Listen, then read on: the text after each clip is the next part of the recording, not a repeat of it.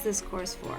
This course is for adults of all ages and mature adolescents who can tolerate positive affect. So what do I mean by positive affect? Positive affect is simply a fancy term for positive emotions. Now, it might sound silly to say who can tolerate positive affect, but when a person has been severely traumatized, sometimes they're unable to even feel happy. So if you have issues or problems with even just connecting to happy or calm or any positive emotion, then this course may not be suitable for you because it's going to dive really deep into some things, and we want to make sure that you're stable enough to handle them. So how do you know that? Well, one thing is to make sure that you can tolerate positive affect. So can you close your eyes and think of a happy memory or a calming memory?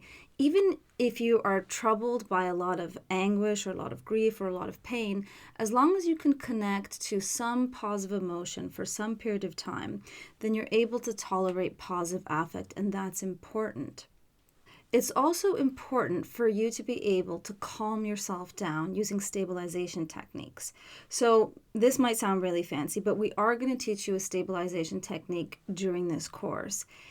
And in order to gauge whether or not you think you can do this, perhaps you might try again to close your eyes and just try to take some time. You can pause the video if you need to, and take some time to try to remember a happy memory or a calm memory. And if you don't have any happy or calm memories, maybe just try to think of something that would be happy or calming, like being on a nice beach or in a nice friendly forest or in a peaceful room, whatever you find calming, happy, or stabilizing. It's important that you are able to stabilize yourself in order to make best use of this technique. If you're really unsure, then it's best you talk to your therapist before engaging in this course. However, everyone can benefit from learning. And if you go through this course, you will learn a lot about EMDR and the processes and the steps.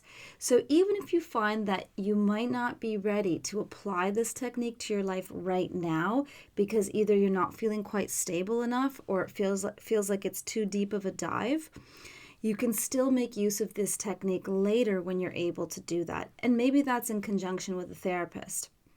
After all, this is not a replacement for individual therapy. It can be a complement that's used alongside your individual therapy.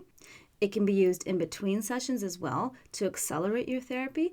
Or if you've had some EMDR therapy in the past, but now you'd like to continue more on your self-healing, then this is a great option for you. In some cases, even if you haven't had any therapy, this tool can be very, very helpful in helping you work through some of your issues. But it's important to know your limits, and only you can assess that. And if you're unsure, please contact a professional to help you, as there's only so much we can do online in a pre-recorded course for you.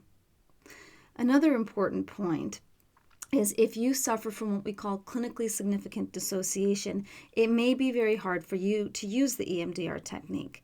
In order to gauge that, please watch the next video about dissociation and what dissociation and clinically significant dissociation is.